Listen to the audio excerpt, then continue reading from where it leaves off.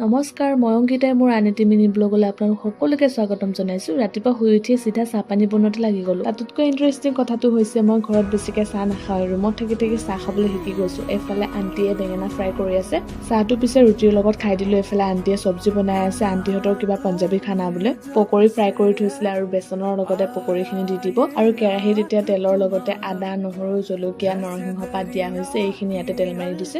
তেল মাৰি দিয়াৰ লগে লগে নাকত ইমান বেছি ধৰিছে কৈছোঁ ন, এখন চলাই দিলোঁ। তাৰপাছত এইফালে আণ্টিয়ে মাতিলে, অলৰেডি হাত চব্জি হৈ গৈছে বোলে। এইখিনি মই আংকলক দি লৈছোঁ। তাৰপিছত আমি দুজনে খাই ল'ম। এতিয়া ভাত হৈ গ'ল, যেতিয়া টেষ্ট কৰি চাওঁ কেনেকুৱা লাগে। ইমানো বেছি বেয়া লগা নাছিলে। ভাবিছোঁ ময়ো এদিন বনাই চাম, যিহেতু আণ্টি বনাওঁতে মই শিকি আছিলোঁ, এদিন বনাই চাব লাগিব। এতিয়া দাংবডি চব্জি আছিলে, তাকে ৰাতিলৈ বুলি মই যোগাৰ কৰি আছোঁ। আপোনালোকক আৰু এটা কথা ক'বলৈ পাহৰিছিলোঁ। যোৱাকালি মই লং ভিডিঅ' এটা আপলোড কৰিছিলোঁ, সেইটো আপোনালোকে চেক কৰি চাব হা। দাংবডি চব্জিখিনি কাটি হৈ গ'ল মোৰ। এতিয়া ইমান বেছি পানী বেয়া লাগিছে, পানী অলপমান খাই লওঁ বুলি ফ্ৰিজটোকে খুলি ল'লোঁ। আৰু যিসকলে মোৰ চেনেলটো প্ৰথমতে ভিজিট কৰিছে তেওঁলোকে please like, comment, share and subscribe কৰি দিব। আৰু কাষতে থকা বেল আইকনটো ক্লিক কৰি দিব। তাৰপাছত মই হেণ্ডমেড ব্ৰেচলেট এটা বনাব লৈছোঁ। আজিলৈ আহিছোঁ, বাই বাই।